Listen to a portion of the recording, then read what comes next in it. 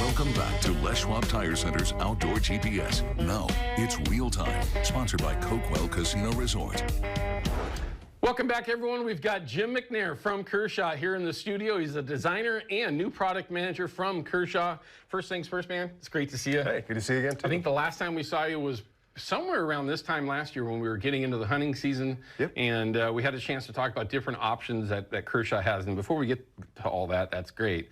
Yourself, though, you going to be doing any hunting this year? Is that something? Probably not this year, no. Not this Last year I was just helping dress some pigs and things, but nice. This year, yeah, probably keeping it home. So as a designer, and this is a question just for myself, when you go places and you're hunting or fishing or just overall outdoorsy stuff, whatever it is, are you the guy that shows up with pocket knives all over the place and, hey, we got to chop this up and cut this up, and you're like, hey, use this, you got that kind of, is that you?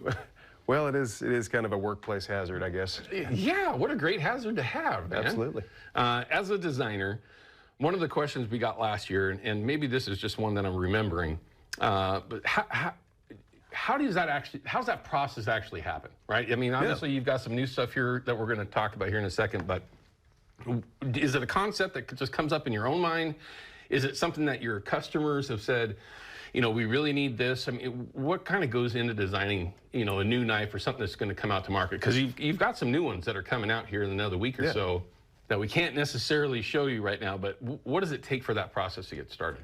I mean, a lot of the ideas, they either come from our sales team, they come from us thinking things or talking to customers, and it can be for anybody. Really, we have a great factory full of people, and everybody's got ideas. So it's fun to be able to say, well, this came from Ray, this came from, you know, this came from one of the sales guys or whoever it is. So, and then from there it goes to a sketch on paper, and we build things out in 3D models and SolidWorks, and from there it moves on to our talented factory staff and our R&D guys. Is it a long process to start to finish? Does it matter on the specific type of knife, or is there one that's more difficult to kind of start from the beginning and get all the way through it to see the fruition of it? There are definitely different levels of difficulty. I mean, some of them, a typical project takes about a year, really, from start to finish. Wow, okay. Yeah, by the time you get it designed, R&D'd, prototyped, and then through the factory, an easy product's about a year.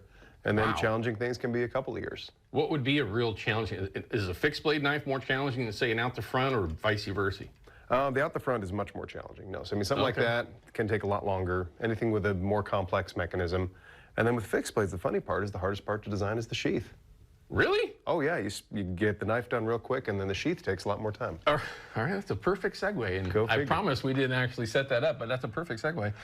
You see all these knives here, everyone. You got some Skinners and gut hook style knives, you know, more traditional style. We'll get to that in a second with the plastic sheaths. But this one, the instant you broke this thing out, first thing I noticed was that sheath. Right? Now, the knife design, that's actually been around a little while. About since the beginning of the year, yeah. Okay. This has not.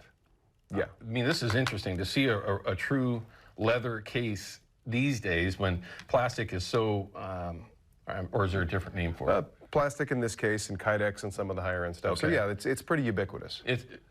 Okay, that's way too big of a word for me. He's a designer, everyone, forgive him. But to see an old school style sheath, but with new school thought and idea, you know, behind here you can see that there's 4 screws. You can actually change the position of where it would be on your belt, and you can actually rotate this sideways and actually have it on your back or your side or whatever it is, you know, in a horizontal position as opposed to vertical. I think I got that right. Yep, you got it. But just a really nice design. So, really nice knife, but this takes longer to come up with. Absolutely. And is that, as a designer of the knives, do you also do the design for the sheaths, or is that somebody else? We do. And this one was done by my co-designer, and he did a great job with this. Real proud of his work on this one. But yeah, so typically the sheath, and sometimes the vendors will get involved, and they'll bring their 2 cents to it, and they'll make it work. Yeah. So sheaths are a funny thing, but this one really, he came up with that pretty much by himself. Well, first things first, whoever that is out there that designed it, the co-designer, whatever you want to say. Yeah, Andrew. Andrew. Yeah. Well done. And from an end user's point of view, this is one that I absolutely love. There's a couple of the things about it that, you know, until you put it in your hand, you're going to go, okay, it's just a sheath. But trust me, when you get that chance to do so. What's this one actually called? This is called the ZT4. ZT4. Yep, it's a zero tolerance product, so it's our high-end line, kind of the Lexus to our Toyota. Oh, and, okay. Yeah. I like that. All right, so super slick. I really like that design. There's nothing like a good leather sheath over time. That's where character starts to build in. Overuse, getting beat up over the years, getting wet and drying out, they kind of turn into their own thing. Whereas, you know, a plastic one, much like this one, will stay that way forever. And it's utilitarian, right? Sure. You know, this, you get it wet and you let it dry out and it's fine. Sure. And yeah, this has that patina that comes with being a natural product. Oh, yeah. I really like that. Absolutely. I mean, it's not necessarily what I say old school, but I guess it is. You know, in 2025, you mentioned Kydex plastic. There's a lot of options that are out there. And we're going to get to talking about some of these hunting version of knives, you know, things that we're going to utilize post-success, right? Where if everything works out, you're going to need the right tools to process your animal the right way, hopefully in an appropriate amount of time if everything works out for you.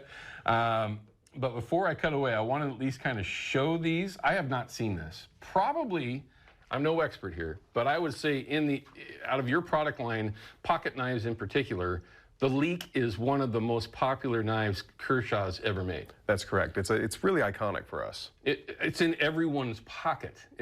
Typically, I'll show you what's in mine. In my pocket, I've got the out the front live wire, which, in my opinion, is the greatest knife that I've ever owned. They're just phenomenal. But if I were to ask them, what are you carrying? They always pull out a Leek. Now, there's a price point, yes, and high quality, of course. And great warranties and all that stuff. But I haven't seen this. A trout print and the American flag. Thank you very much. Lots of options there. I haven't seen that before. Is that relatively new, or have you been doing that for a while? No, that is a newer process for us, and it's been really cool. And we've been just putting all kinds of stuff on the knives. So you'll see a lot more of this. We call it the Kershaw Custom Imaging. Oh. Now, when you say custom, somebody's going to think, well, I can go online and maybe tell you what I want on it. Can you do that? If you want to order enough of them, yeah. Okay, see? Because I know there's one of you out there going, well, I want to put a picture of my fish on. Okay, all right, I get it, okay. But no, that's really slick. I've never seen anything like that. It looks, you know, the first thing I want to do is, you don't maybe see it all the time, but when we got fishing products that come in, we test paint, we'll take a knife and... Oh, yep. Can I do that? Yeah, if you want to. I'm kidding, I'm not going to put them on the spot like that. It's super cool, though. I haven't seen that before. All right, so here's what I want to do. We actually have a couple of other pocket knives to talk about. All of us outdoors people, it really doesn't matter what you're into in the outdoors. Most of us have some sort of a Kershaw, some sort of a blade in our pocket. We'll talk a little bit more about those when we come back, but I really want to talk about the hunting version of things and some of the products that he brought in that just makes your life easier when you're in the woods, right? It doesn't matter if you are at the bottom of a canyon and you want to figure out the easiest way to get out, or vice versa. You got to get down in there and you got to cut your way in. This is one of the coolest ones I think I've seen when you're talking about a machete that's not 3 feet long and too thin and flimsy. But we'll have that when we come back from this break. We're joined by Jim MacNair from Kershaw. We'll be right back. Outdoor GPS is brought to you by Chevy Silverado and the impressive Turbo Max engine. Flex your muscle with the strongest, most advanced Silverado ever. Official truck of Outdoor GPS.